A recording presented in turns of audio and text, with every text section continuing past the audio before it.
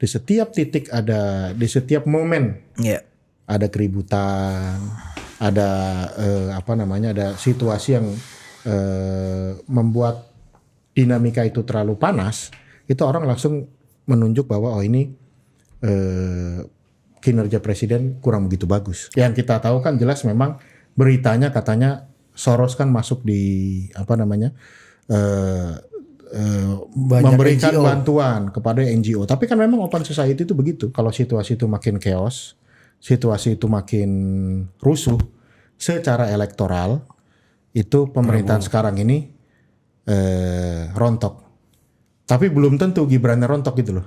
Ini memisahkan antara Prabowo sama Jokowi ini hanya bisa berhasil menurut saya kalau elektabilitasnya Gibran turun, bukan elektabilitasnya Prabowo. Karena apa? Karena kan pada posisi ini kalau elektabilitas Gibran bagus terus, berarti kan presiden tetap butuh dengan sosok wakil presiden. Atau misalnya Prabowo misalnya tiba-tiba memutuskan nanti tidak memutuskan, pasti itu belakangan lah, tidak memutuskan sama Mas Gibran. Kalau tiba-tiba misalnya Gibran Anies misalnya atau Anies Gibran, kita nggak tahu kan. Atau siapa lagi kan? Dan gitu. Bagi Pak Jokowi itu sangat mungkin kan. Bagi semuanya sebenarnya itu mungkin. Enggak, maksudnya apakah Prabowo mampu tanpa Jokowi? Sekarang ini? Di 2029 nanti. Sampai sejauh ini berarti belum. Buktinya masih dia pertahankan kan? Pak Jokowi mampu nggak tanpa Pak Prabowo? Untuk goal politik dia di 2029. Agak susah. Ini agak berat ini Mas.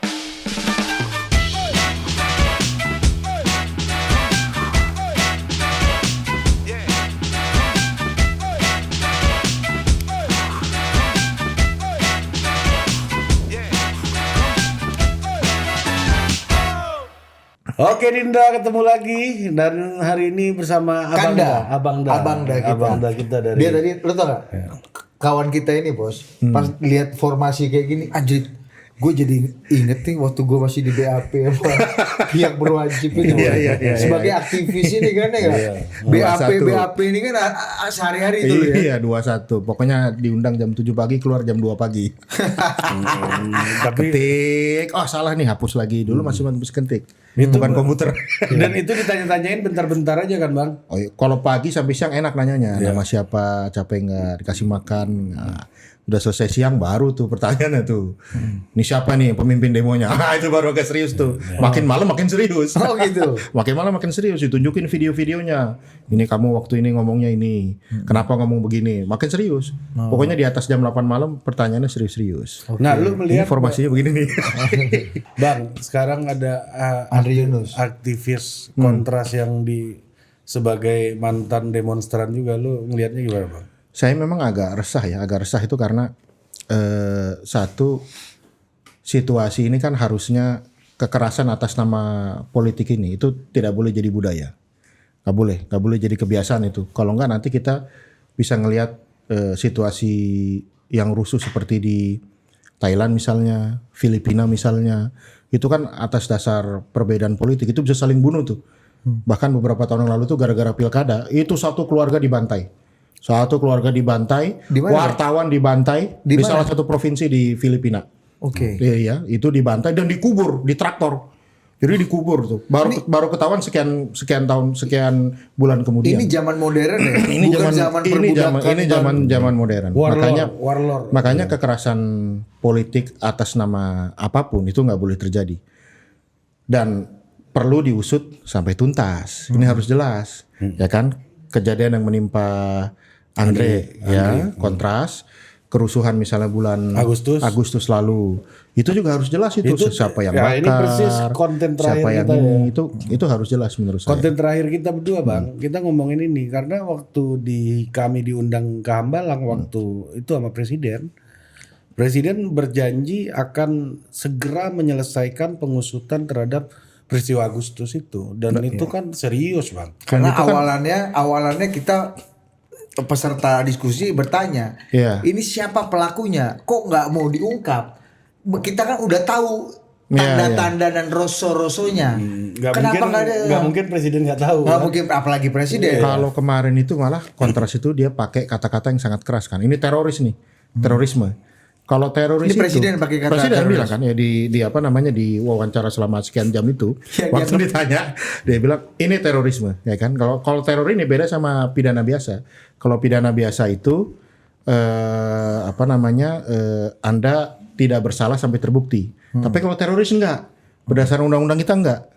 Anda bersalah sampai Anda bisa membuktikan Anda tidak bersalah. Itu kalau teroris. Karena extraordinary. Iya, extraordinary, makanya dicokok dulu kan. Boleh nggak pakai surat pengadilan, sekian puluh hari nggak ditemenin sama Iya, pengacara. kita bisa Harusnya mengabaikan demokrasi dulu. Iya. Karena ini extraordinary kan.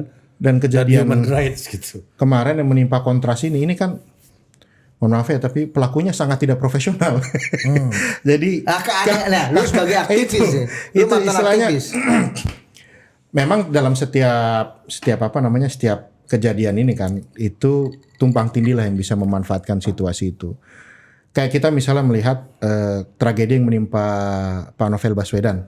Itu kan sampai detik ini kita nggak tahu siapa. Ada sih 2 orang yang di tapi yang nggak- Siapa namanya? ditangkap. Tapi nggak jelas, nggak kelihatan itu sampai sekarang. Siapa Iya. Bugis gitu. Coba cari dulu siapa 2 orang penyiram pokoknya anggota juga kalau nggak salah ya. Nah kalau ini kan langsung kelihatan jelas gitu. Roni Bugis ya. Roni Bugis sama Bugis, satu ya. lagi. Itu kenapa namanya Roni Bugis ya yang dimunculin? Gua nggak yakin itu Bugis tuh ada di KTP. Iya, makanya apakah itu nama KTP atau gimana? Iya. Pak Idam kan orang Sulawesi Selatan kan. Ada nggak nama orang pakai nama Bugis di belakang? Nggak ada kan? Belum pernah dengar kan? Ah ini kayaknya dijulukan kan? Ya kan nggak mungkin Ari Padang kan? Budi Batu walaupun kelakuan emang batu ente kan. Atau Riko Batak ya. Atau Riko Batak kan gitu kan. Nah, menurut lu Bang sebagai mantan aktivis, bau amis apa yang lu lihat dari peristiwa ini, baik peristiwa penyiramannya, orang yang menjadi objek yang dilukai dan pengungkapan yang coba diungkapkan oleh 2 institusi yang berbeda, kepolisian dan Tentara Nasional Indonesia. Bahkan dampaknya kita lihat 2 orang sudah ditetapkan di lewat kepolisian, 4 orang oleh tentara dan inisialnya berbeda sudah diamankan oleh Puspom. Efek politiknya Kabais TNI mundur. Saya nggak tahu mundur atau diminta mundur atau dipecat, kita nggak tahu. Belum clear sampai sekarang. Tapi judul headline-nya adalah mundur. Nah, menurut lu gimana?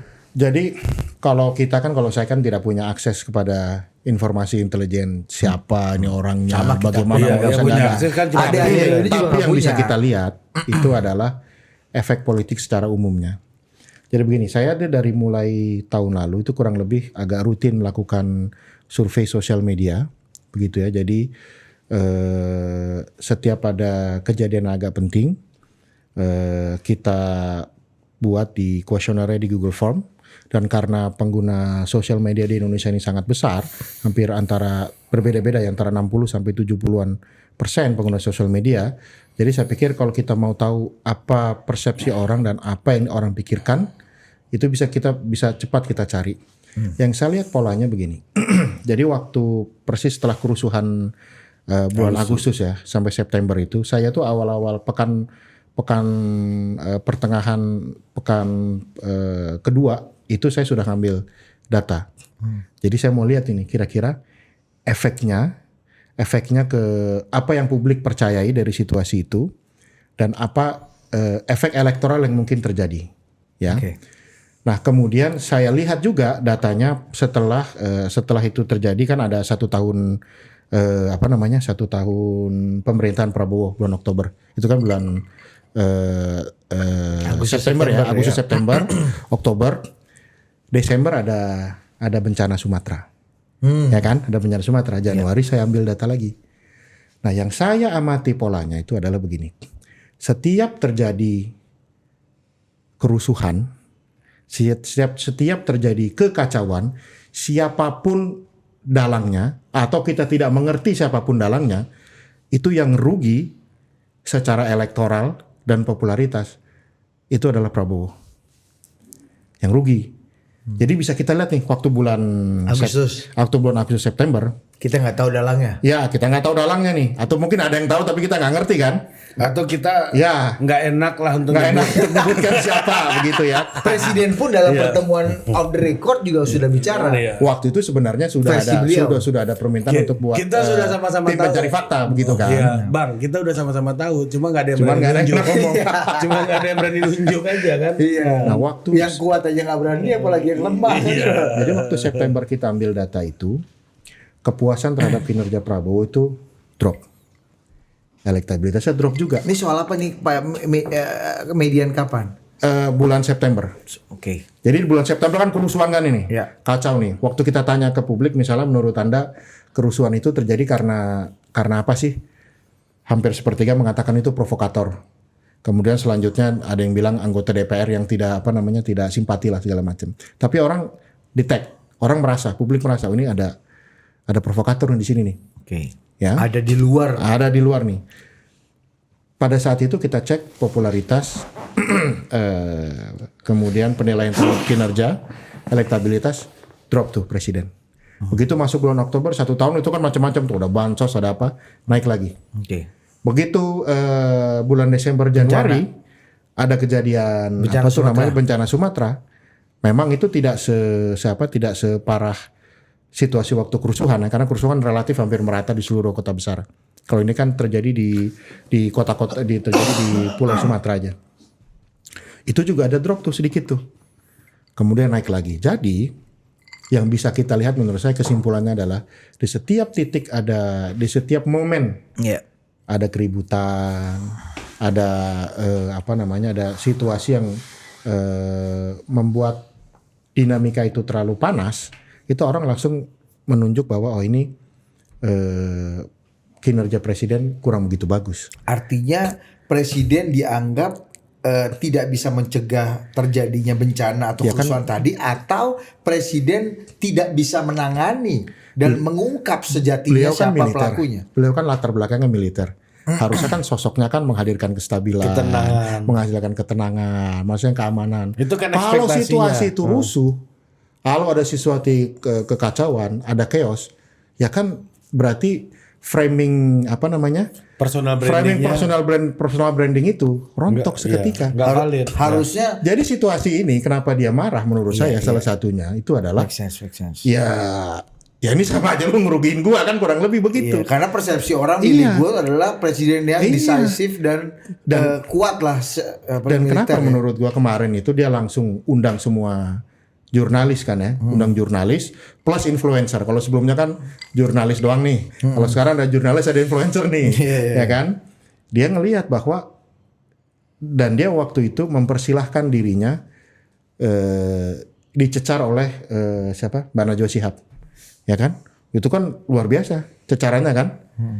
Menurut gua salah satu poin yang ingin beliau create ya, atau di timnya di create itu adalah bahwa dia adalah antitesa dari situasi yang baru aja terjadi. Katakanlah misalnya kita kan belum tahu nih Tapi karena nggak make sense dong itu. maksud saya begini. Menjadi antitesa gimana? itu. Antitesa gimana Antitesa maksudnya? dari situasi yang terjadi maksud saya itu begini.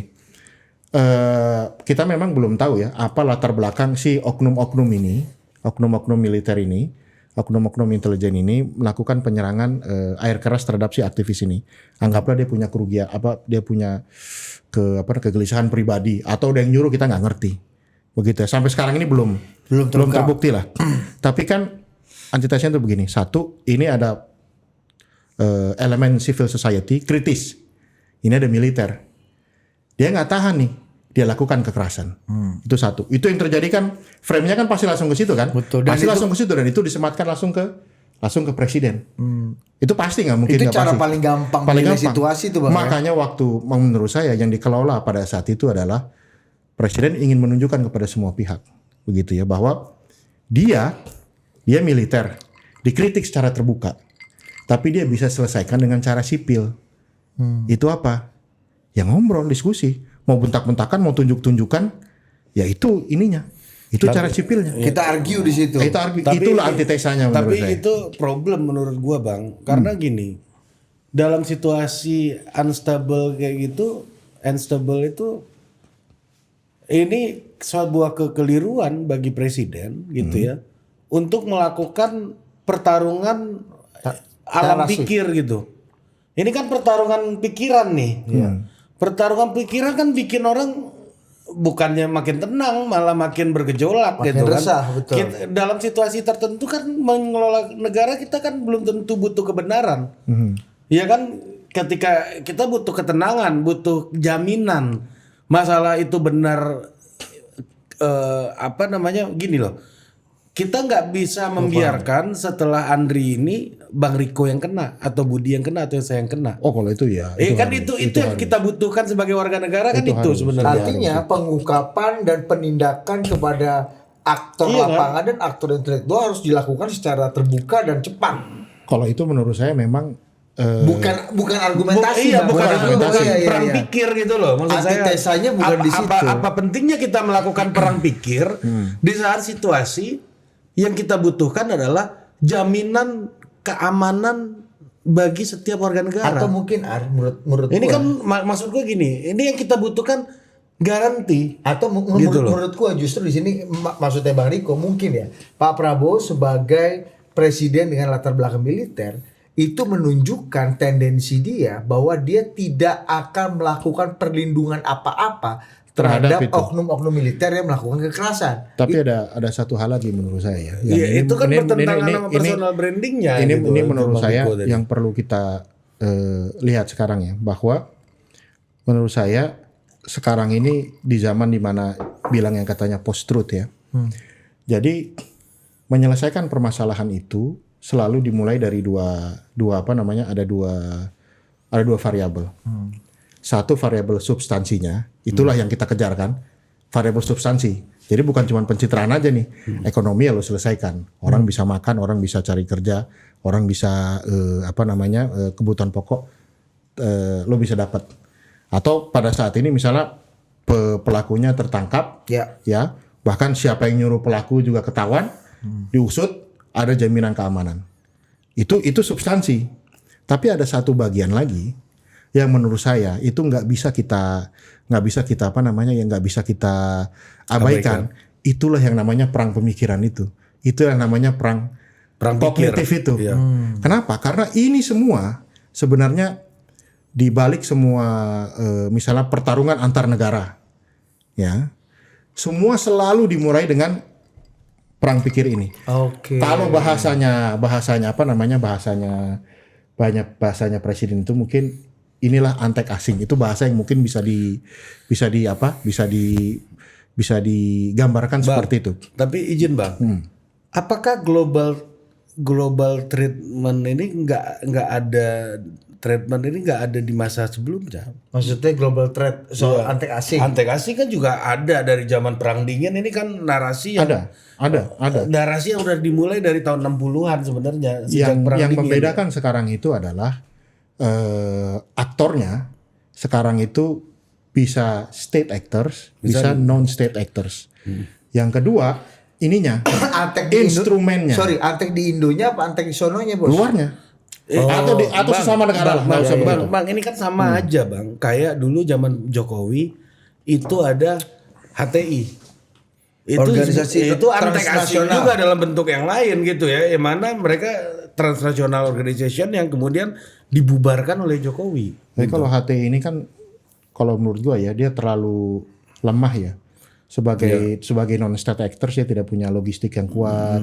Dia tidak punya kekuatan jaringan yang berada di belakangnya. Tapi nggak mungkin nggak kuat Bang. Di zaman SBY aja bisa pakai GBK loh Bang untuk acara ulang tahun atau apa.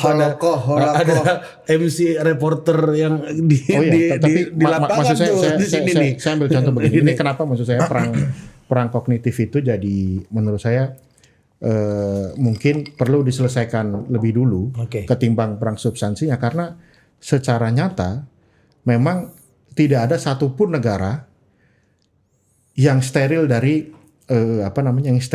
Intervensi. adu perang kognitif ini, perang antar kekuatan asing ini. Contohnya Amerika lah. Ya, kata siapa Amerika nggak diintervensi? Pemilunya tahun 2000 menjelang 2016 itu waktu Trump terpilih, ya kan? Itu kurang lebih diintervensi oleh kekuatan yang berasal dari Rusia. Itu kan contohnya itu begitu ya. Yang base campnya di Rusia. Ya, base campnya di Rusia begitu. Saya ambil contoh begini. Sekarang kayak misalnya kejadian kejadian di Ukraine. Ini contoh yang paling contoh yang paling radikal dari sebuah negara yang jadi korban, dimulai dari perang kognitif dulu. Karena perang kognitif dulu nih atau perang pikir ini itu selalu masuk duluan sebelum perang fisik. Oke. Begitu. Ini sedikit aja nih mungkin kalau boleh. Jadi boleh. pada tahun 90-an itu kan ini Uni Soviet jelang rontok, ya kan?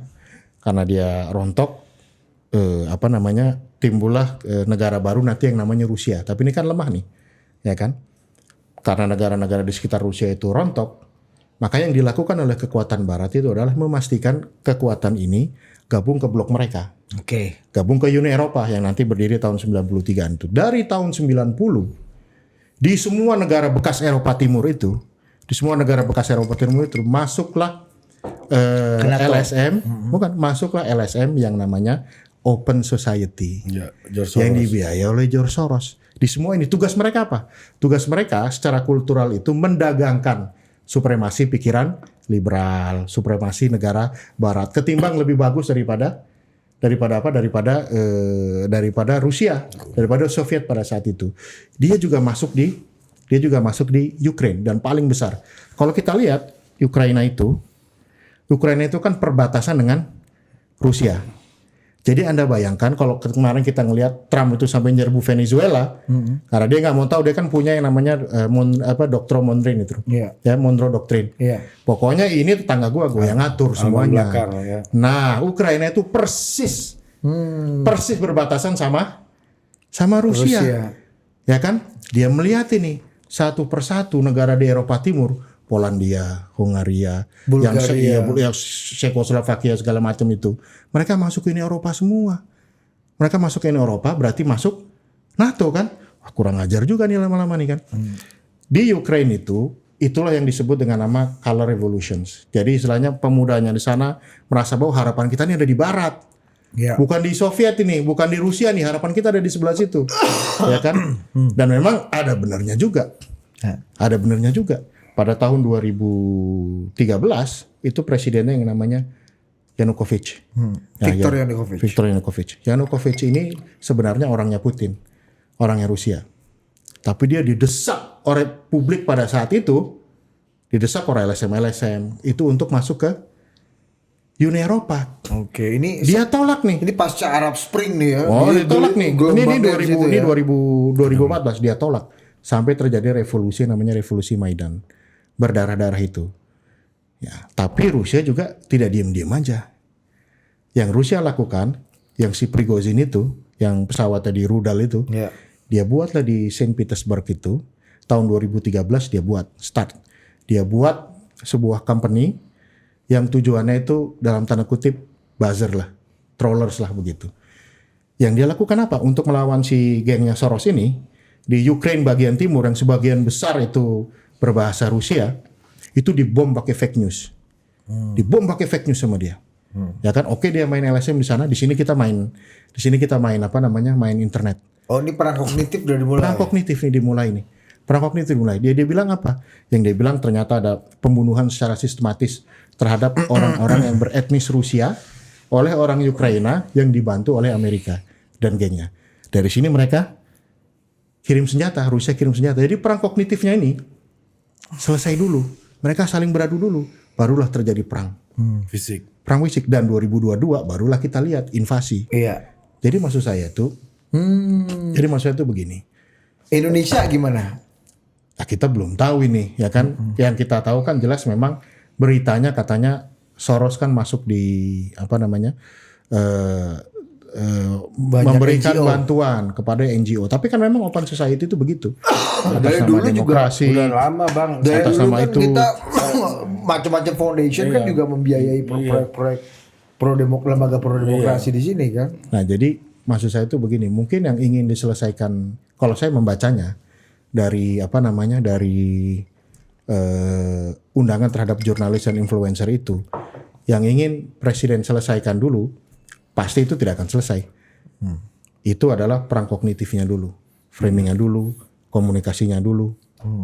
Nanti turunan langkah-langkah secara substansinya memang itu harus dikawal. Penyeraman Ari Yunus jadi salah satu pemantik dan momentum penting nggak bagi perang kognitif ini? Kalau menurut Atau saya, ini pasti. different Kalau animal?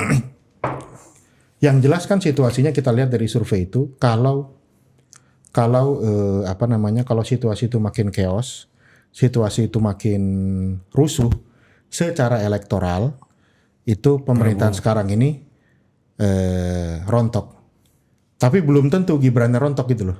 Ini Jadi misalnya itu begini. Jadi elektabilitas presiden itu setiap terjadi situasi genting begitu ya, itu baik pandangan terhadap kinerjanya menurun, elektabilitasnya tertahan. Tapi Wapres itu enggak. Wapres itu konstan aja. Konstan aja, dia nomor 1 terus, di angka puluhan terus begitu ya. Nah, Jadi apapun yang terjadi ke Pak Prabowo di Wapres nggak ngaruh-ngaruh amat. karena memang kan kita nggak melihat dia di pusaran ini kan. Kalau dulu beda. Dulu presiden naik, Wapres ikut naik. Presiden turun, Kalau Wapres dulu ikut turun. Wapresnya memang nggak terlalu ngaruh dulu kayaknya. Tapi Yang kedua ada ya, Pak JK, artinya kan Tapi memang ini sosok Pak Jokowi itu kan dia sangat dominan, sangat kuat, dia nggak butuh. Sepanjang sejarah Republik ini baru ini Wapres yang punya elektabilitas baru ini nih Bang ya. Jadi memang Pak, Wapres yang punya elektabilitas, bapaknya Wapres punya elektabilitas juga. jadi memang itu waktu kita tanya secara semi terbuka nih, Gibran itu kalau sebagai presiden ya, sebagai calon presiden itu selalu masuk di 10 besar. Begitu juga diikuti juga oleh Pak Jokowi. Artinya situasi yang mungkin agak buruk menimpa presiden dan pemerintahan, misalnya kondisi ekonomi, kondisi geopolitik yang tidak menentukan, instability politik, itu menguntungkan Mas Gibran dan Mungkin bukan menguntungkan, tapi Solo tidak berpengaruh apa-apa. Nah, artinya Begitu. Bang, dalam persepsi publik, gerakan untuk memisahkan asah kuping ini, memisahkan Prabowo dan Jokowi ini, bagi publik udah berhasil dong. Dalam kampanyenya selama ini ada berbagai macam pihak kan yang memainkan kampanye ini. Kita tahu misalnya PDI itu kan memainkan kampanye itu, oposisi lah kan. Ya terus gengnya Pak Saididu dan kawan-kawan yang kemarin juga dekat terafiliasi sama Mas Anies gitu misalnya. Ya. Di internalnya Pak Prabowo juga ada yang memainkan itu, kita juga tahu gitu. Yang pokoknya tembok ratapan nih nol lah gitu kan. Iya kan? Ini jangan-jangan kerusuhan ini dari tembok ratapan. Iya, tembok ratapan nih yang memulai gitu kan. Nah, menurut Abang sih apakah campaign dari kelompok ini yang menganggap Pak Jokowi dan Pak Prabowo itu berbeda tubuh itu berhasil? Enggak, menurut saya nggak berhasil itu. Ya, buktinya dari survei Abang kan nggak ngaruh. Bukan gitu. Jadi gini, yang pertama waktu kita tanya bulan September itu, ini kan ada yang mengatakan bahwa kerusuhan ini dari geng Solo nih. Ya. Mayoritas nggak percaya. Satu, itu mayoritas nggak percaya tuh. Bukan ini urusannya bukan sama geng Solo lah, gitu. Termasuk juga sebenarnya banyak yang nggak percaya kalau itu intervensi asing ya. Enggak juga sebenarnya pada saat itu. Yang percaya cuma itu karena koruptor. Karena ada itu ada benarnya tuh. Bukan ada benarnya, publik makan itu cerita itu bahwa ini mungkin ada koruptor yang terganggu. Kemudian dia ikut membiayai.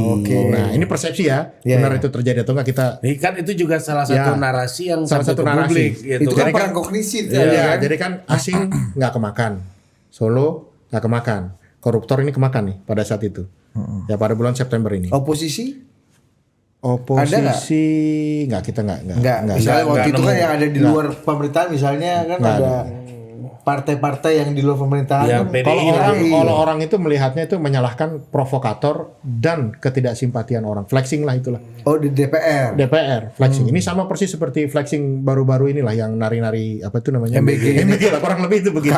Orang lagi sebel banget. Emang kampung. Tapi yang kedua, ini memisahkan antara Prabowo sama Jokowi ini hanya bisa berhasil menurut saya kalau elektabilitasnya Gibran turun, bukan elektabilitasnya Prabowo. Karena apa? Karena kan pada posisi ini kalau elektabilitas Gibran bagus terus, berarti kan presiden tetap butuh dengan sosok wakil presiden. Nah ini menarik gua. Itu. Apa yang membuat presiden makin butuh atau makin tidak butuh dukungan dan kebersamaan dengan Jokowi menurut lo? Kalau menurut saya satu pertimbangannya pasti pertimbangan elektoral. Satu nih pertanyaan ini adalah Jokowi dan Mas Gibran ini apakah dia menjadi liability politik atau enggak? Kan itu masalahnya di situ dulu kan. Yes. Kalau gue gabung sama dia, gue pasangan sama lu misalnya Bute, lu ini bakal bikin susah gue atau enggak sih kan? Pertama itu dulu kan. Lu misalnya wah duit lu punya berapa? Partai lu punya apa? Lu sendiri bikin masalah enggak? Menurut saya yang terjadi ini adalah usaha membuat isu ijazah.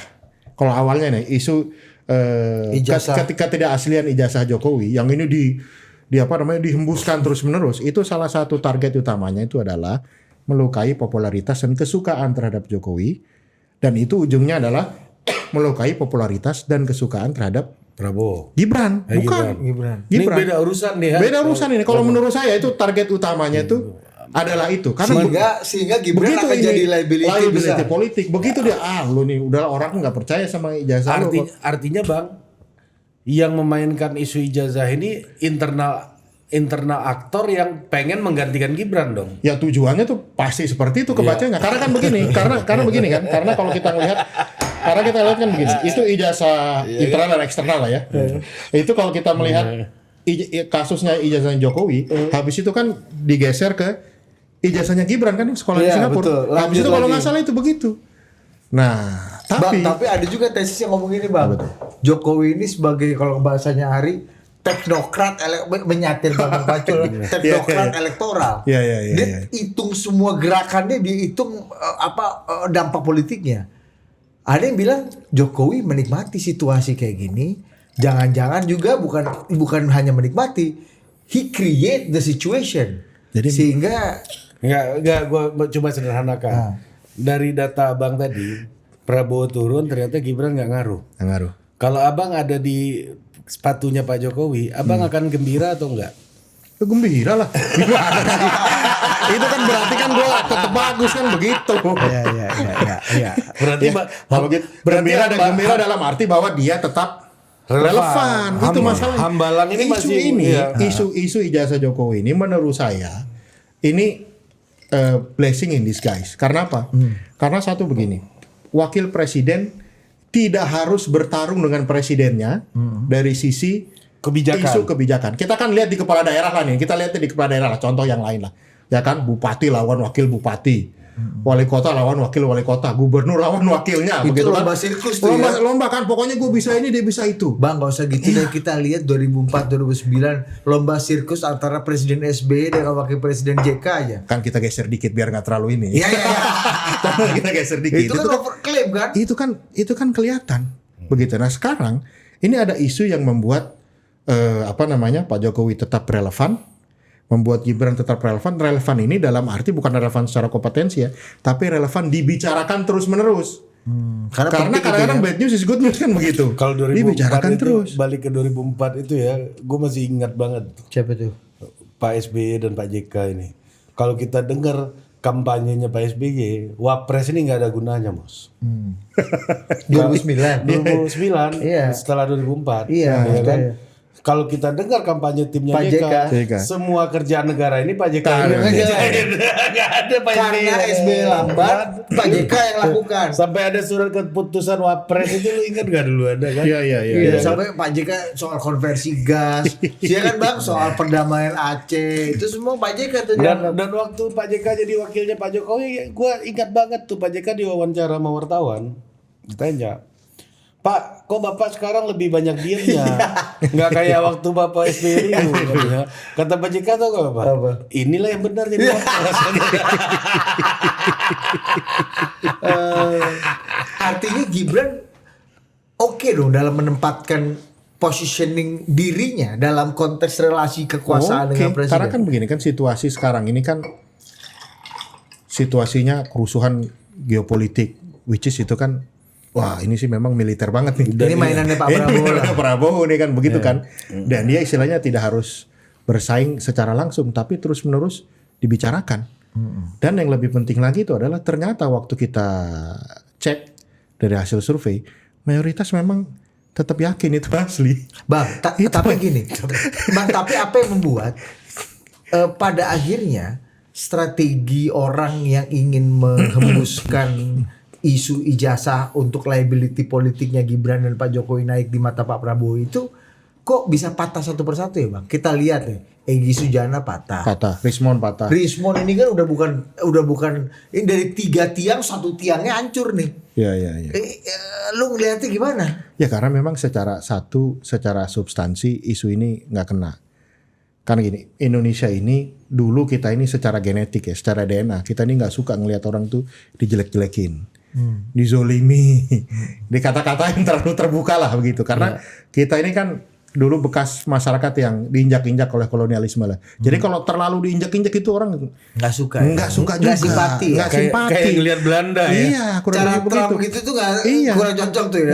Nggak cocok. Kalau di sana memang karena Wild West ya. Jadi orang harus jagoan. Gue jadi ngerti. Harus berantem. Cowboy. Cowboy. Makanya partainya Pak Amin Rais nggak ada ini Nggak bos. bisa. Lo kalau terlalu begini tuh nggak sesuai sama karakter masyarakat kita. Iya, terutama di Jawa ya, yang makanya kita raja dulu elektoral kan kita punya presiden ya yang Pak SBY yang waktu dikatain kayak anak-anak kanak-kanakan langsung cus naik itu secara ini begitu juga kurang lebih begitu kan. Pak Jokowi kan dia selalu menempatkan dirinya sebagai orang yang tersakiti ya kan.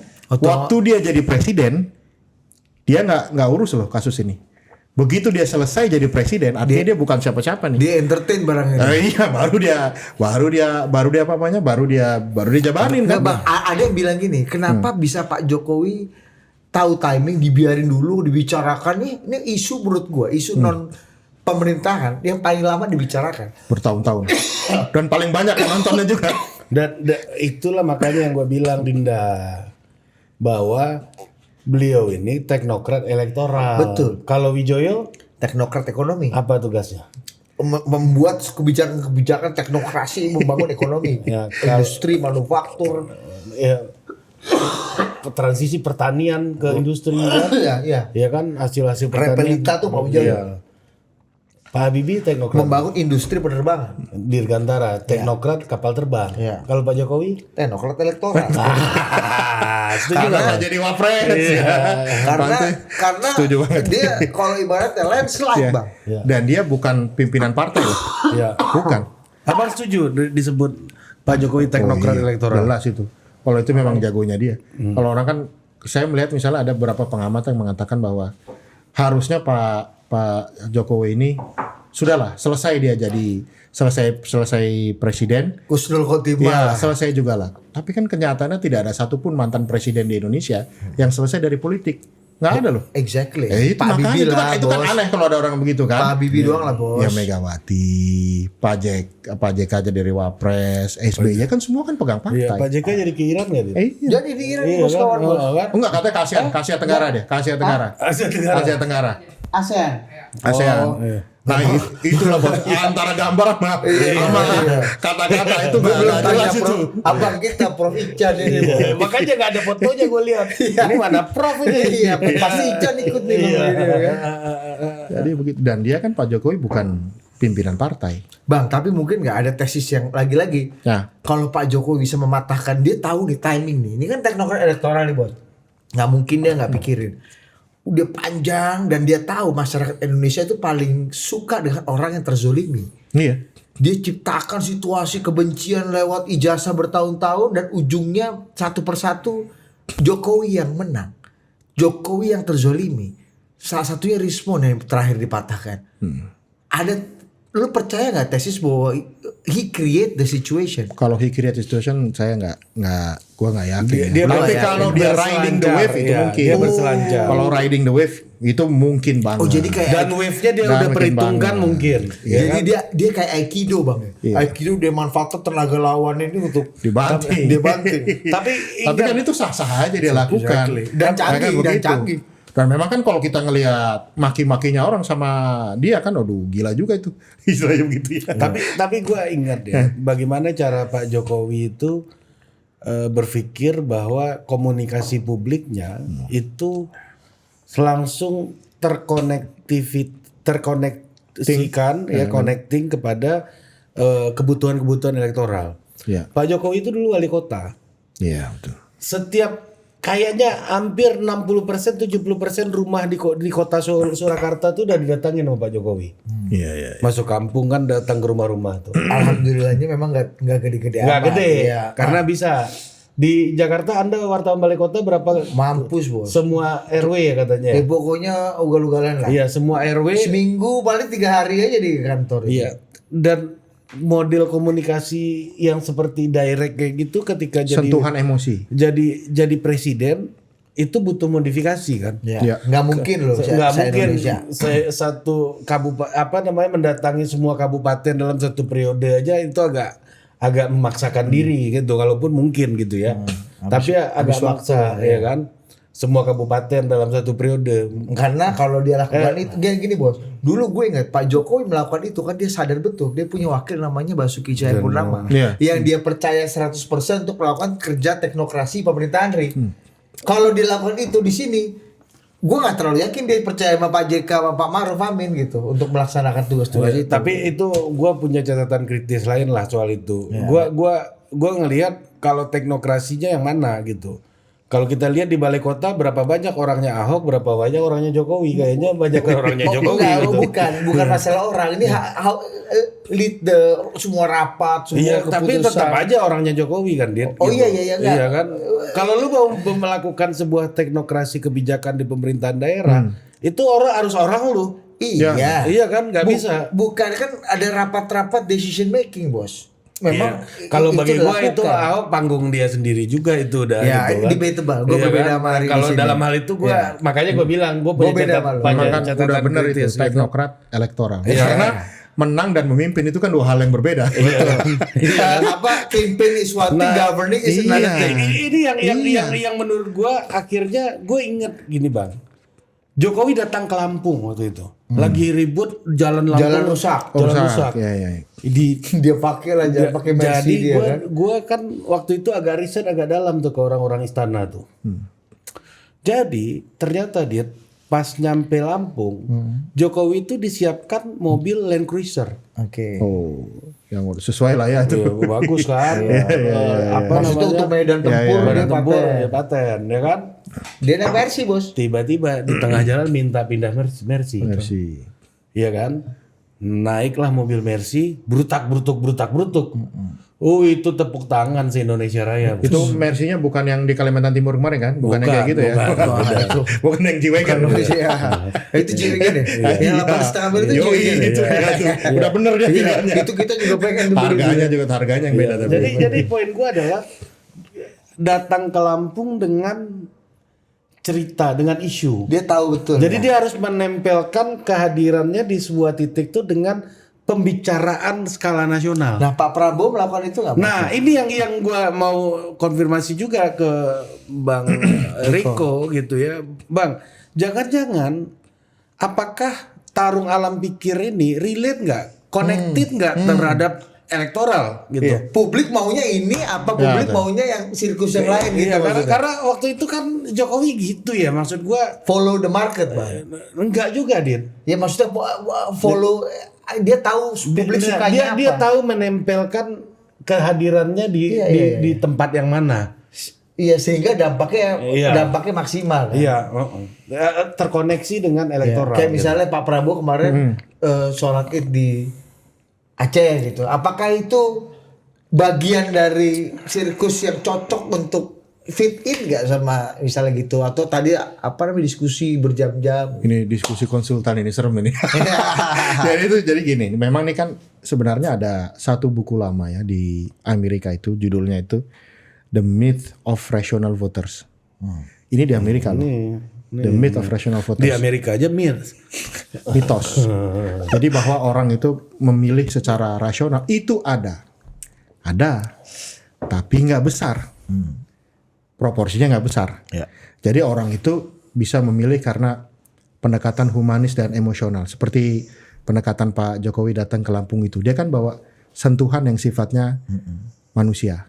sentuhan Termasuk yang sifatnya. diolok-olok pemerintah daerah nih. Yes, itu kan dia nenggurnya nggak salah. Dia kan nggak harus marah-marah kan. Iya, diolok-olok Istilahnya aja, bahasa kan. simbolnya ini kan banyak banget dan itu memang cocok dengan sebagian besar pemilih kita yang memang Iya. sebagian besar pemilih ya 60-70% dari Jawa kan begitu. Nah sekarang bayangin situasi itu di Indonesia. Itu Amerika begitu. Nah di Indonesia ini ya mungkin sisa pemilih. Jadi kalau saya ngelihat data dari lembaga survei yang ngambil data persis setelah pemilu exit poll. Jadi memang pemilih non rasionalnya itu non rasional ini macam-macam. Ada pendekatan secara emosi, ya, ada pendekatan secara pragmatis dalam tanda kutip, Duit lah. duit, baksos, apa segala macam. Itu kayaknya hampir 70-75% itu non rasional. Pakai rosso ya. Ya, non rasional. Jadi Nah, ya, terus. Tapi ini ada begininya. tapinya Kalau kita mau melihat latar belakang Pak Prabowo, beliau ini kan militer. Kalau militer itu gaya berpikirnya yang diselesaikan dulu itu adalah ancaman. Ancaman nih selalu begitu. Kalau kita misalnya kayak misal dulu gua kuliah S2 itu sama begitu juga. Kalau lo mau ngapa-ngapain dulu buat kebijakan, lo lihat threat perceptionnya dulu. Jadi persepsi terhadap ancaman dulu ini gimana? Oh, threat-nya lu beresin dulu. Yes. Pak Prabowo apa? Ya sekarang ini kan situasinya mungkin berbeda. Mungkin berbeda dengan zamannya Pak Jokowi. Begitu ya. Sekarang ini dilihat pertarungan geopolitiknya besar sekali. Satu. Yang kedua, sekarang ini tarung di medsosnya. Gede. Tarung di medsosnya. Ini udah nggak jelas siapa bela siapa. Udah gak masuk akal. Siapa juga. bela Random, siapa. random. Brutal. Gitu. Saya ambil contoh misalnya begini. Iya, betul, setuju. Kayak misalnya begini. Berita tentang situasi perang Iran ini. Kan harga minyak naik segala macam.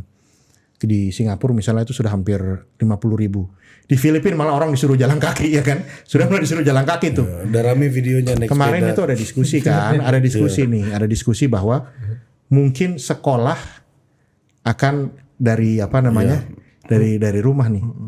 Baru mungkin kan. Kan belum kebijakan. Belum kan. Nah itu kan sudah rame kita lihat di sosmed. Ya kan nggak pakai otak nih istilahnya. MBG-nya jalan terus, sekolahnya dari rumah kan, ini mau gimana kan? Sementara Pak Prabowo clear mengatakan tidak akan merevise lah. Tetapi maksud saya MBG. tuh begini, maksud saya di perang kognitifnya itu begini. Kita ngelihat orang itu sekarang sangat cepat sekali mengambil kesimpulan dan mengambil framing tanpa fakta-fakta yang cukup. Faktanya kan hari ini baru diputuskan tidak ada belajar dari rumah, kan faktanya begitu. Tapi kan framingnya dari sekian banyak ini kita nggak tahu yang kerja siapa, yang ini siapa. Nah jadi menurut saya kalau misalnya kita posisikan diri kita di dalam posisi presiden, dilihat ini setiap kebijakan, setiap omongan itu framing dan perang kognitifnya itu sudah mulai duluan. Oh makanya Pak Prabowo sangat berambisi terhadap stability ya. Stability itu maksudnya mengajak semua Bahwa itu benar atau enggak itu urusan Iya. belakangan ya. Gitu. Tapi maksud gua. balik lagi ke kasus Pak Jokowi, Bang. Iya. Menurut gua apa yang dilakukan Pak Jokowi dengan kasus Lampung itu perang kognitif. Iya. Oh iya, boleh. Ketika dihantam jalan jelek apa segala macam, dia datang ke situ dan itu kan datang ke situ kan membuat, maksud gua gini, perang kognitif kan nggak harus berdebat. Oh iya. Nggak harus metodenya debat gitu. Gue sih nggak tahu ya presiden ini mau cerdas cermat atau gimana gitu ya. Tapi poin gue gini. Tapi kita apresiasi lah dia terbuka. Keterbukaan iya. Tapi poin gue adalah ini judgementnya mesti fit nggak gitu loh. sama elektoral Dengan tadi. elektoral karena gini bang, kita nggak bisa lupa bahwa 2 kali Pak Prabowo jadi macan itu kalah. Ketika beliau jadi gemoy, beliau menang. Karena apa? Yang dengan fit gemoy. winning the heart and mind of the people. Iya. Iya kan? Don't change your winning team, don't change your winning strategy gitu. Ini Pak Prabowo totally change ketika jadi presiden. Jadi intinya dulu konsep kampanye keberlanjutan, faktanya jangan lebih perubahan dari Anies ini. Lu ingat gak pemilu kemarin? Apa yang jadi moment of truth? Gue pilih Prabowo orang-orang waktu itu. Gimana? Pidato Pak Prabowo yang mana? Yang mana? Gue tanya menurut lu sebagai pengamat politik. Nggak tahu gue nggak bisa baca pikiran lu. Nah. Gimana nih? Ada nggak pidato Pak Prabowo yang change the mind, apa pilihan orang atau preferensi orang? Menurut lu ada nggak pidato Pak Prabowo? Apa ya? Ada nggak? Nggak ada, gue juga nggak ada. Oh, anjing lah, gue pikir ada lu. Nggak, menurut gue juga juga penasaran kan? Karena kan emang tonnya begitu. Iya, Sama terus kan nggak berubah. Ada nggak? Itu Nggak, pertanyaannya. nggak Yang Oh, setahu iya. lu nggak ada. Adanya aksi-aksi politik, aksi Yang bikin political scene. Artinya sebenarnya kan begini, bikin orang bahwa ini- beliau menang itu memang ada faktor Pak Jokowi di sana itu sih sudah nggak bisa dihitung. Ini yang kita lepaskan itu dulu. Ya. Ini dari strategi komunikasi Pak Prabowo dulu. Yang orang ingat, dia dikata-katain 11 dari 100 mukanya mengibah. Oh waktu di itu Waktu debat dinilai. dihantam Mas Anies. Dinilai. Iya, Mas Anies yang Sama hantam Mas dia. Ganjar ya. Anak gua aja sampai bilang, nangis anak gua netesin air mata, kasihan Pak Prabowo kok diginiin. Itu the moment of truth SBY-nya Prabowo lah ya kurang Iya, lebih Bang. begitu ya. Iya, Zaman maksud itu. gua Pak Itu gua sepakat Prabowo itu. waktu kampanye tuh pakai ini. Lu tau nggak? Bukan perang alam pikir. Betul, setuju gua. Gitu. Setuju gua. Dulu Bang, ini beberapa tokoh-tokoh yang senior yang dulu pernah ditemui Pak Prabowo. Datang ke rumahnya Pak Prabowo, Bos. Pak Prabowo itu bertanya dan menanyakan secara serius, ini gimana, itu gimana. Beliau catat. Gak banyak Prabowo, bilang Pak Prabowo lebih banyak bicara apa enggak? Oh enggak, dia diem aja, banyak tanya-tanya. Terus dia catat semua, gue bilang, wah nih tentirnya Pak Jokowi hebat juga. Karena itu Jokowi style kan. Begitu presiden menang kan, lihat aja dialog-dialog itu. Kan Itu yang dibilang nggak sama begitu. Abu di kampanye keberlanjutan tadi, yang kalau bahasa gue gini, gue setuju sama lu. apa tuh? Tapi bahasa gue gini, Prabowo yang dikampanyekan dengan Prabowo yang ada sekarang itu Prabowo yang berbeda. Lu setuju nggak? Exactly. Sebenarnya sekarang Prabowo Prabowo asli ya memang beginilah. Kan tuh ketambahan sama Pak sama Mas Gibran Gue baru. gak pernah bisa berpikir ya Bang. Pak Prabowo ketemu sama beberapa teman-teman media, teman-teman tokoh masyarakat di Migacoan, Bos. Ada gue, Iya ada maksudnya Mama Budi waktu itu. di Miga nggak kepikir. Tapi Jokowi kita sih kalau Jokowi melakukan itu sih maklum. Iya, kalau Artinya kan ini ada kawan gue, mentorship. kawan gue berpikir gini semalam. Itu kok makan Indominya nggak di warkop agama aja sekalian katanya. Kayak pasti acara itu ya. Iya. Oh itu asli Pak Prabowo tuh makan Indomie. Iya, memang aslinya makan Indomie tapi nggak di warkop agam kan, atau apa namanya, warkop Panglima apa Oh ya namanya? Warmindo ini loh. Iya itu. Saya nggak tahu ya apakah memang karena staminanya mungkin berbeda juga ya. Kalau saya melihat sih memang Prabowo sih dia sudah berusaha melakukan itu, tapi memang sentuhannya tetap beda. Tapi Kayak maksud misalnya dia ketemu sama anak-anak, dia datang ke pengungsian. Itu sincere tuh ya. Iya, itu seperti kemasan emosional yang ingin dia tampilkan, kan begitu kan? Tapi pertanyaan Tapi Ari Bang tadi efeknya Bang. tuh agak beda memang. Kalau Jokowi yang dikampanyein sama Jokowi yang memerintah, deviasinya nggak banyak. Nggak lah. banyak. Nggak Bang, pertanyaan Ari tadi. Don't change the winning team, don't change the winning formula. Why he changed the winning team and he changed the winning formula? Karena kan menurut saya ya, semua ini akan berbenturan dengan realitas politik di 2029. Itu yang menurut saya jadi jadi salah satu hal ya. Kan kalau kita melihat di sekelilingnya Pak Presiden ini kan benturannya dengan timnya Pak Jokowi kan lama juga kan. Sebelumnya loh ya kan. Sebelumnya kan itu Keras. keras dan nggak kurang lama. Bang Hasan aja pengakuan dosa kemarin. Makanya kan kita bisa melihat misalnya kok sekarang saya kaget juga melihat misalnya di beberapa podcast itu menyatakan bahwa sebenarnya ada yang mengatakan bahwa Pak Prabowo ini lagi ngibulin timnya Pak Jokowi dan Gibran lah. Dan itu kan omongan terlontar begitu loh. Ini kan dia cuma ngibulin aja, dia pakai aja supaya untuk menang dan lain sebagainya. Terlepas dari apakah itu yang terjadi atau tidak, tapi kita bisa melihat ada variabel di dalam kekuasaan sekarang yang ingin supaya 2029 nanti itu istilahnya share-nya lebih gede dong. Jangan lupa loh, kemarin Prabowo jadi presiden, masa Gerindra cuman nomor 3? Itu kan baru pertama kali dalam sejarah. Mau pakai teori macam-macam gitu tuh sebenarnya nggak valid lah. Nggak valid dan aneh ajaib nomor 3 loh. Anomali. Saya ambil contoh begini, ini misalnya di Jawa Barat ya. Jawa Barat itu hampir semua lembaga survei. Itu basisnya Gerindra ya? Yes. Hampir semua lembaga survei sebelum pemilu. Saya baca sendiri, saya juga ngambil data sendiri. Itu Gerindra. Bahkan Begitu coblosan beda. bahkan sampai exit poll pun masih Gerindra, Bang. Yes, dan itu beda. Hasilnya kok beda. Dia terlepas dari tai chi politik itu. Bagaimana sekarang bayangin misalnya Anda berada di sekitarnya Pak Prabowo sekarang dan sebagai politisi kan melihat ya kan sudah dapat wakil presiden. Sudah ini. Nah, sekarang kan kita juga perlu sebagai partai masa nggak gede nomor 3 sih kan begitu kan. Nah, begitu juga dengan pendukung-pendukung yang lain. Gue tanya sama lo, apakah Prabowo Bang, Pak Presiden itu di tengah kekuasaan beliau yang besar sekarang, ada nggak appetite atau aksi untuk menggemukkan partainya sehingga partai ini akan punya kans lebih besar untuk menang pemilu 2029? Karena gini Bang, Pak Jokowi di 2014 ketika dia presiden, kita tahu bagaimana pertumbuhan PDI Perjuangannya juga dahsyat.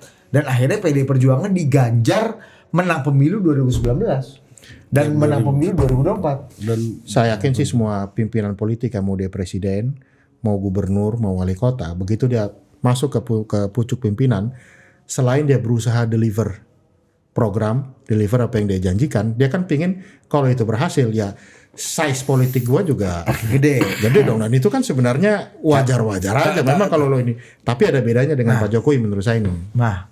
Kenapa begitu? Karena Pak Jokowi ini walaupun beliau itu merah dalam tanda kutip dia orang PDIP, tetapi kan dia bukan pucuk pimpinan partai. KPI-nya nggak diukur ya, di situ. Sehingga kotel efeknya istilahnya itu dia masih bisa share, bagi-bagi lah, masih bisa ada ke tapi Golkar, kan faktanya masih bisa PDIP ke ini Nasdem. membesar Bang. Oh iya, tapi kan nggak nyampe, istilahnya nggak juga, nggak 40% begitu. Maksud gua PDI pernah besar, lebih besar dari itu. Nggak pernah dari 99 gitu loh maksud saya. Nggak pernah lebih besar dari tahun 99. Memang PDI dulu pernah lebih besar daripada masa Jokowi. Memang dulu ada yang berusaha, misalnya waktu survei itu saya ngelihat itu ada yang berusaha misalnya kalau presidennya dari ini nanti PDIP berapa, itu kan angkanya gede-gede itu, tapi kan kenyataannya nggak begitu.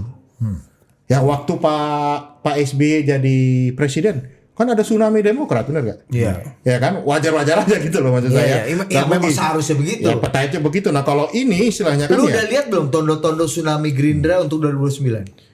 Ya itu sudah kelihatan lah di mana-mana. Kan dia pemenang. Gue pengen tahu apa tanda-tanda karena gue lihatnya misalnya gini, gue sama Ari justru malah melihat yang berbeda. Misalnya yang kita dapat informasi, nggak tahu bener apa enggak ya, kita belum cek, tapi kita cek ke beberapa orang yang punya otoritas. Gerindra tuh belum mengumumkan struktur lengkapnya di Kumham. Paling ketua dan sekjen. Paling enggak di media kita belum lihat struktur kepengurusannya. Betul. Oke, satu. Yang kedua, untuk partai sebesar Gerindra, kita lihat kemarin misalnya acara ulang tahun. Ulang tahun dibikin sangat sederhana. Ya mungkin itu lebih pengen empati dengan situasi ekonomi sekarang. Tapi kan maksudku, ini kayak enggak, ulang tahun partai itu kan acara defile show of force Bang. Iya kan, kayak Putin atau Kim Jong Un mengeluarkan semua senjata dan pasukannya. Ini gua nggak lihat. Dan kayaknya kok nggak seperti dulu bagaimana PDI Perjuangan merangsek ke banyak sekali sektor gitu di zaman Pak Jokowi. Maksud lu merasa bahwa tugas Gerindra sudah selesai? Exactly. Coba tolong cek deh menurut saya ini. Satu, kalau gue ngelihat data surveinya sampai saat ini Gerindra masih jadi partai yang nomor 1. Kenapa? Karena memang untuk menang itu kan, kalau lu tadi kan itu bicara kekuatan yang sifatnya struktural kan, Iya. pengurus dan Nggak, segala ini yang macam. kelihatan aja bang. Oh iya. Ini kasat mata semua nih. Tapi sekarang lu bayangin ya, salah satu alasan kenapa orang memilih itu kan karena tokohnya. Begitu dia punya tokoh yang mendominasi semua pembicaraan, ya, mendominasi semua diskusi, opini, dan tiap hari dia dibicarakan terus, kira-kira bakal ngefek ya? Menurut gua pasti. ngefek. Oh, Jadi iya, dia tidak harus masuk ke, kalau lu tadi kan bicara kekuatan struktural Partainya. lah, kekuatan struktural lah. Yang kedua, menurut saya, Betul. Dengan Pak Prabowo yang terbesar itu akan berefek pada dan Anda Gerindra coba lihat sekarang ini adminnya Partai Gerindra nih di medsosnya itu paten. cakep itu. Artinya Jawab-jawabin komen. ya istilahnya begitu. Seru. Jadi artinya Pak, kalau kita bicara logika struktural yang harus dicek sekarang ini adalah berapa banyak kepala daerah atau yang sudah jadi kepala daerah pindah ke Gerindra. Pertanyaan saya begitu. Itu harus dicek dulu tuh. Iya. Itu harus dicek dulu. Kalau pengurusnya itu sih bisa diurus. Mohon maaf, bisa diurus belakangan itu. Yang paling gue lihat Bang Ara bawa Iya. bupati mana tuh ya? Dari SMS ini salah satu Majalengka atau Sumedang atau Subang atau apa ya? Kalau itu sih bisa Masuk ke Gerindra. bisa Nggak, belakangan. tapi kan anomali aja bang. Kita ingat dulu Pak SBY misalnya Demokrat waktu berkuasa itu kan ya Merajalela sampai lah. bikin kongres agak serius waktu itu kan. Iya. Yang Partai baru lah. Iya, waktu 2009 10 itu 9 setelah menang 2009 Iya. kan Pak SBY yang Anas Urbaningrum menang kan bikin kongres agak serius itu. Iya kan? Terus adalah tiba-tiba ada KLB waktu itu kan. Iya. Gerindra kan. Jadi ini udah inilah menurut kita, saya sih sebagai sebuah partai yang berada di pucuk ini nggak normal gitu.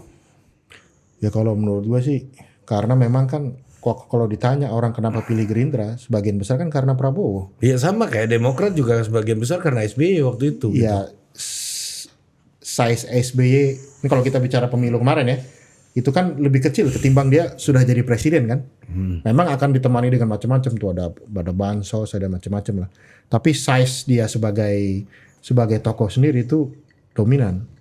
Nah kalau menurut saya yang terjadi sekarang ini di Gerindra memang ya siapa yang lebih dominan dari Prabowo. Bahkan untuk 2029 aja pertanyaannya kan ada lawannya nggak nih?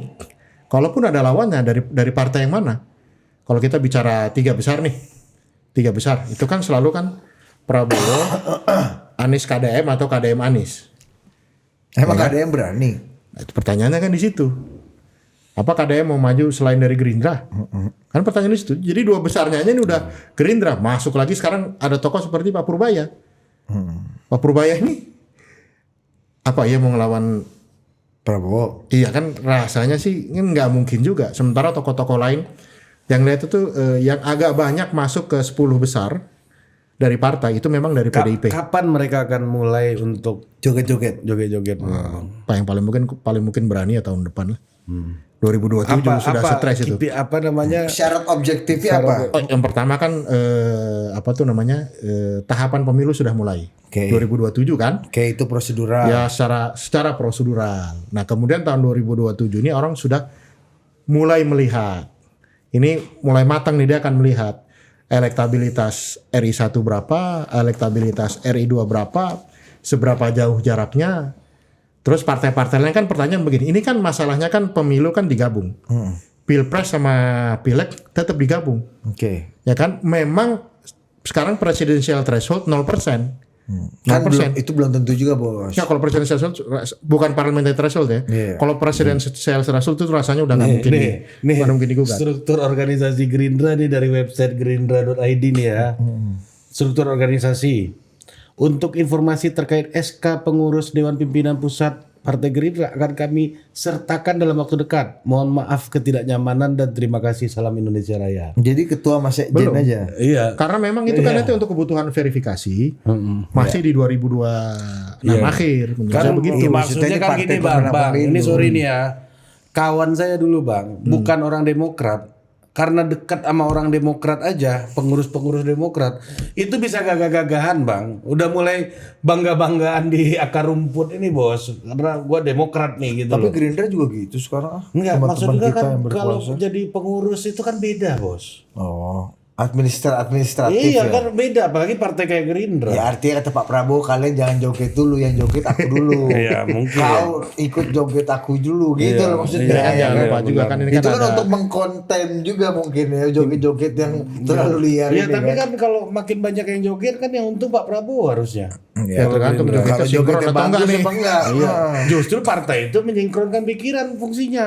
Jadi kan kalau saya melihat kan Itu ini kan. memang kan ada transisi nih, kan sekjennya kan juga baru ganti, begitu kan? Dan Menlu loh bang. Ya artinya kan mungkin kalau kita membacanya ini ada proses seperti apa di dalamnya kita nggak tahu. Nah ini kebalikannya nih bang sama Pak Jokowi bang. Ini agak serius di partai nih belakangan nih. Menurut PSI maksudnya. Iya. Saya kemenangkan PSI. Udah serius. Iya, Pak Akan Prabowo itu hampir berkampanye tidak sendiri. pernah Iya. menggerindrakan dirinya dalam publik sekarang. Iya. Terakhir pun acara Gerindra yang gue ingat tuh hidup Jokowi yang itu loh bos. Iya. Iya Jadi kan? rasanya dia mewujudkan apa yang dikatakan apa namanya orang-orang bijak lama. Ketika pengabdianmu terhadap negara dimulai, pengabdianmu terhadap partai harus diakhiri. Karena kan gini, asosiasinya Jokowi ke PSI dan asosiasi Prabowo ke Gerindra itu beda jauh. Oh iya betul. Beda jauh. Kalau orang bilang Gerindra, Prabowo Gerindra. Kalau Kalau Jokowi PSI perlu- belum tentu Jokowi belum Jokowi tentu perlu PSI. meyakinkan orang kalau aku PSI. Belum, iya. Bener juga. Kemarin aja Jangan-jangan dia Pak Jokowi juga meyakinkan dirinya kan. saya bilang kemarin itu kalau ini ya. Kalau Jangan-jangan Jokowi orang masih yakin Jokowi itu PDI baru jangan-jangan. Iya. itu dia kalau memang iya dan kalau 2024 kemarin Pak Jokowi misalnya dia tidak pakai gitu. Dia langsung bilang bahwa saya PSI, mungkin ceritanya PSI akan lain. Karena kemarin itu tidak full menggunakan karismanya Pak Jokowi kan. Iya, iya. Masalahnya di situ kalau Jadi menurut saya. kayak bertepuk sebelah tangan aja. Iya. Kalau PSI-nya terlalu Jokowisme. Jokowinya nggak menyambut itu kan selalu. Iya, ya. Iya. Itu Slow. dia. Kalau Pak Prabowo adalah Gerindra adalah Prabowo. Dan founder. Iya. Bang, tadi syarat objektif apa yang membuat kandidat-kandidat lain termasuk Pak Jokowi dan kandidatnya itu bisa joget-joget Nah mulai. ini kan mengingatkan kita ke 2024 lagi nih bang. Kampanye kemarin tuh. Pertarungan para kingmaker. Ya kan Megawati itu, Presiden Megawati adalah kingmakernya. Ganjar. Ya kan Surya Paloh ada kingmakernya Anies. Dan Jokowi itu adalah kingmakernya Prabowo Gibran. Gitu. Nah menurut abang nih dengan situasi 2029 nih. Ya ini kalau kita Pasti beda menurut saya. mau joget-joget tentu ada kingmakernya kan. Pasti beda nih. Nah kingmakernya ini siapa menurut abang? Kingmaker jangan Yang akan jadi kingmaker. Kingnya dulu nggak main bos. Dulu. Sekarang jangan Kingnya ikut main juga kan. Dulu kan orang itu kalau mau masuk sepak bola politik harus buat kesebelasan. Iya. Itulah aliansi, itulah 20% itu. Makanya ada kingmaker yang kuat-kuat. Iya. Kalau nanti nggak ada. Ya kan kalau Buat lu nyalon masuk, ya, buat lu nyalon. masuk misalnya lu partai lu udah berhak ikut pemilu legislatif. Iya. Ya lu berhak nyalon. Jadi at the Karena end of the threshold day, tadi udah karena threshold sudah nggak ada. Bang, jujur gue nggak yakin loh bang. Kalau itu sih Bang itu kan susah lah. putusan MK. Nggak bisa Tapi kalau kan itu. kita tahu DPR punya interpretasi lain. Kalau itu sih relatif sudah definitif itu keputusannya tuh rasanya nggak bisa diganti kecuali mau ada akrobat aneh-aneh lagi ya. Menurut lu begitu. mungkin nggak ada kobrat. Kalau mungkin Menurut sih gue sih DPR nggak terima tuh menurut gue. mungkin aja tapi ya belum tentu rakyat mau terima. Bang, Nggak bisa. kalau nggak 20 Susah. kalau nggak 20% ini bang, ya. Kapan lagi capres ini mohon-mohon sama ketum ini?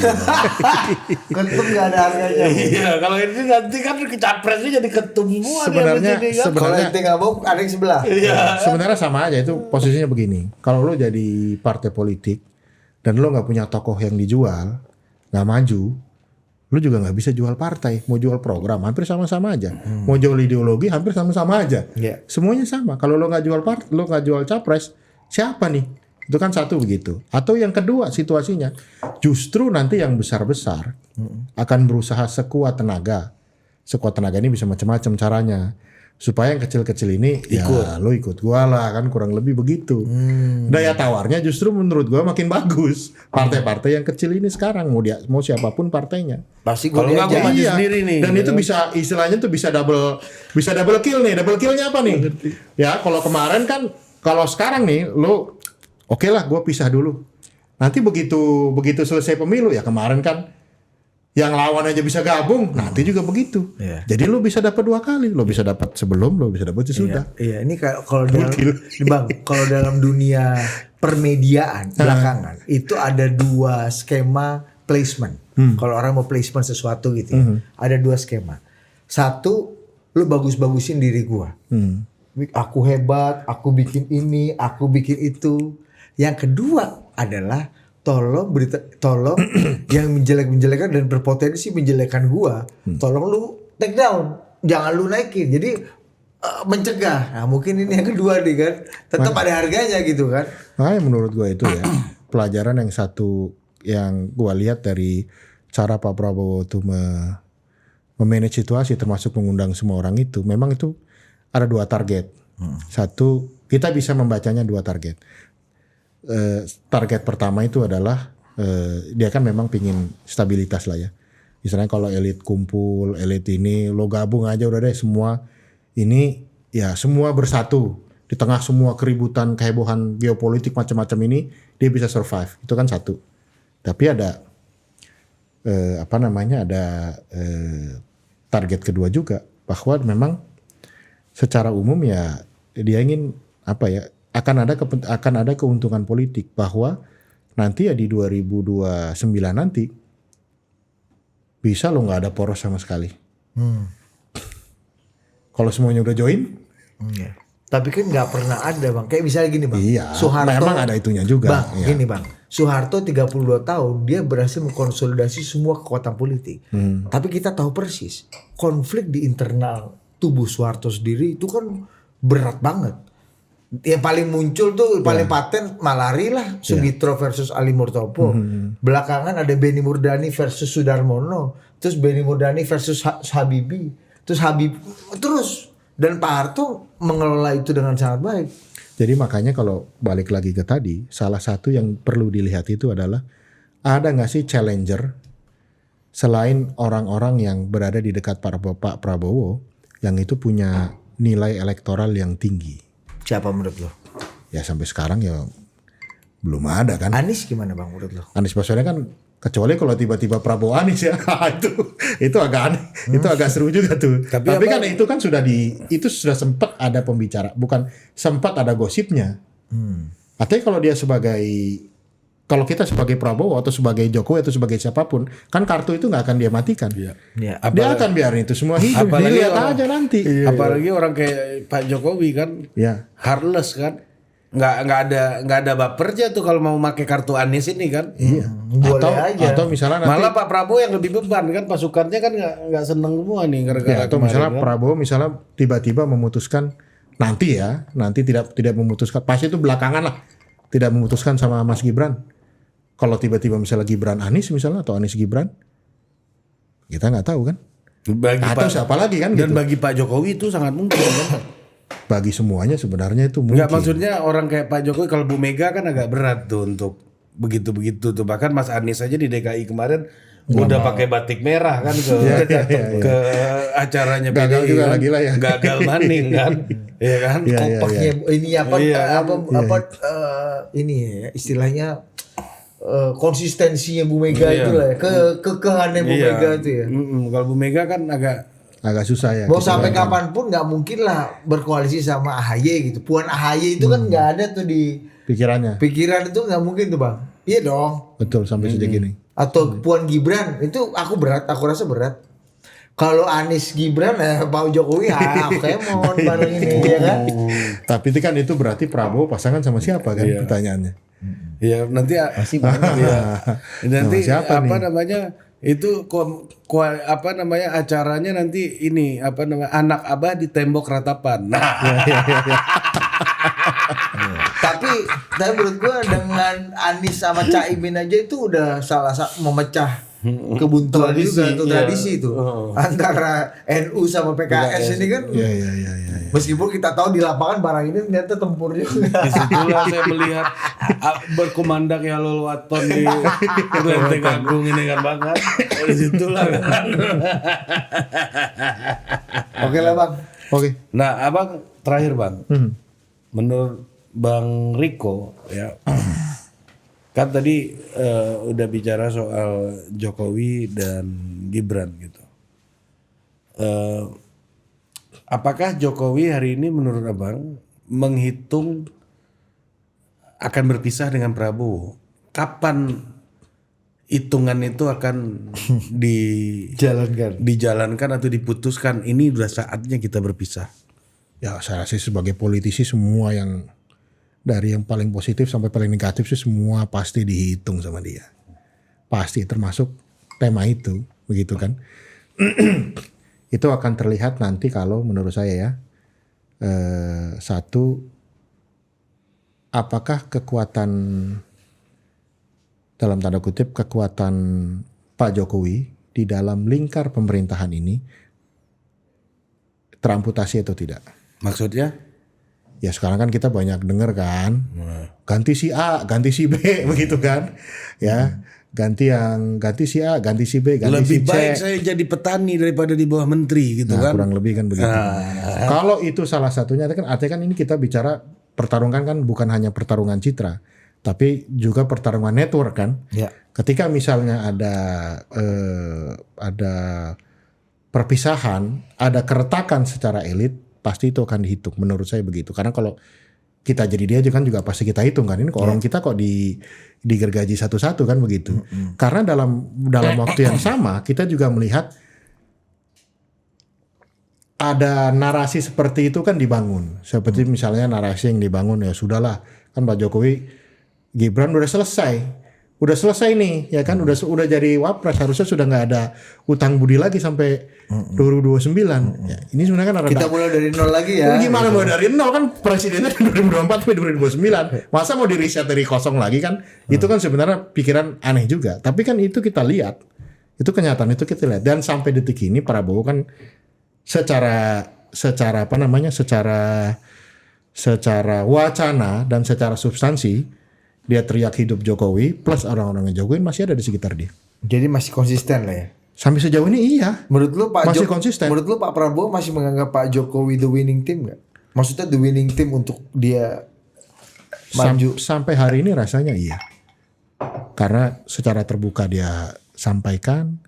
Secara ini juga kita melihat kan orang-orang yang dulu dekat dengan Pak Jokowi juga masih ada sekarang ini kan begitu. Dan gue ingat terakhir ketemu sama Pak Prabowo kan ngomong gitu. Saya ini bisa kayak gini karena apa? Karena dibantu oleh menteri-menteri Bapak juga. Disebutlah satu-satu kan. Jadi beliau mengatakan top notch-nya menteri-menterinya Prabowo sekarang yang dia percaya itu X-nya Pak Jokowi.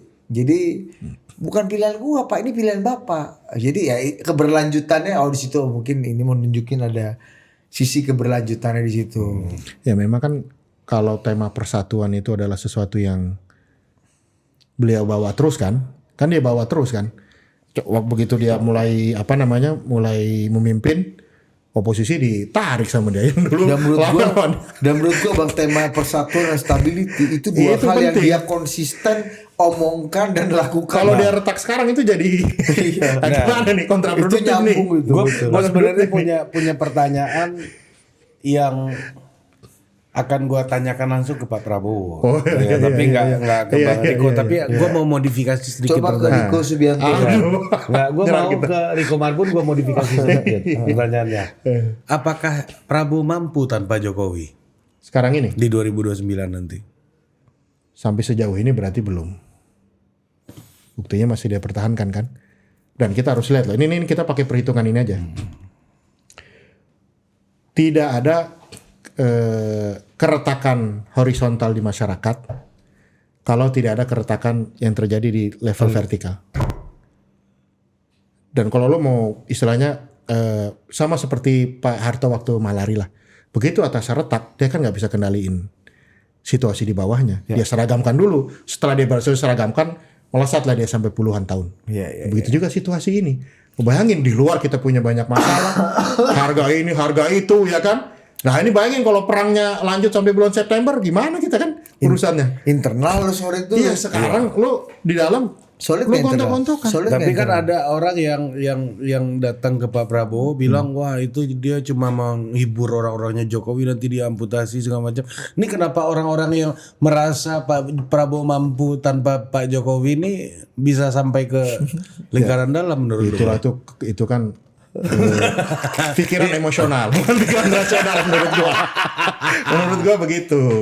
Makanya sampai sekarang sampai detik ini kan faktanya, walaupun dibiarkan tapi Prabowo masih tetap bersama Jokowi. Nah, Jokowi dan Gibran. Faktanya itu begitu. Orang mau ngomong apa aja boleh, tapi faktanya kita lihat kan enggak ada doang. Amputasi itu secara itu belum kelihatan Faktanya nggak yang ada. serius. Meskipun kita tahu satu persatu misalnya ya menteri pengen ya banyak.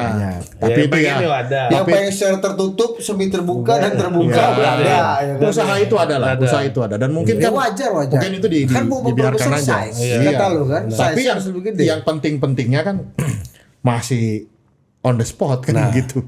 Pertanyaan gue yang kedua, Oh, yang kedua nih. terakhir ini benar terakhir nih.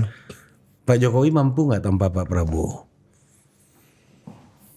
untuk goal politik dia di 2009? Agak susah ini buat agak Rico berat Marbun. ini, Mas. Paten juga lu bikin Rico Marbun. Iya kan? Yang mulia Rico Marbun. Kalau menurut saya dia pasti akan lebih milih bareng daripada dia pisah. Buktinya nggak mampu juga berarti. Tapi ini ada tapinya. Kalau situasinya berkata lain kan dia nggak ada pilihan lain. Dan kita buktikan itu tesis teknokrat elektoral itu ya nanti ya. Kata Nanti Ganjar Pranowo, aku juga maunya sama Jokowi. Iya, makanya Tapi ternyata Jokowi punya pilihan lain, ya udah aku nikmati aja makanya kan situasi. waktu heboh-heboh isu kemarin itu kan kita sempat dengar perkataan Pak Jokowi kan sampai atau 2 periode. Dua kali. Iya. Udah. Itu Prabowo Gibran 2 periode. itu udah Biasanya jelas kan kalau Pak gitu. Jokowi ngomong kebalikannya. Oke, sampai jumpa lagi dah. Thank you, Mas.